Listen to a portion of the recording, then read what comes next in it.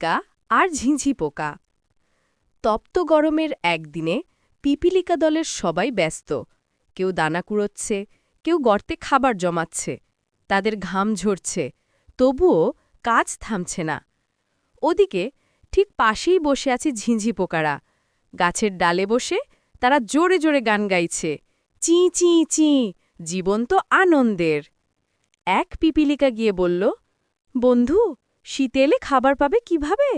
আমাদের সঙ্গে একটু কাজ করো। ঝিঁঝি হেসে বলল, শীতের কথা এখন কেন? এখন মজা করাই ভালো। দিন যায়, গরম ফুরোয়। ধীরে ধীরে শীতের ঠান্ডা নেমে আসে। জঙ্গল শুকিয়ে যায়, আর খাবার প্রায় নেই। ঝিঝি পোকা কাঁপতে কাঁপতে চারদিকে খাবার খুঁজে বেড়ায়, কিন্তু কোথাও কিছুই নেই। শেষে সে পিপীলিকার দোরগোড়ায় এসে দাঁড়ায়। পিপীলিকা তাকে আশ্রয় দিয়ে বলল, দেখো, আমরা গরমে পরিশ্রম করেছি বলে আজ বাঁচতে পারছি।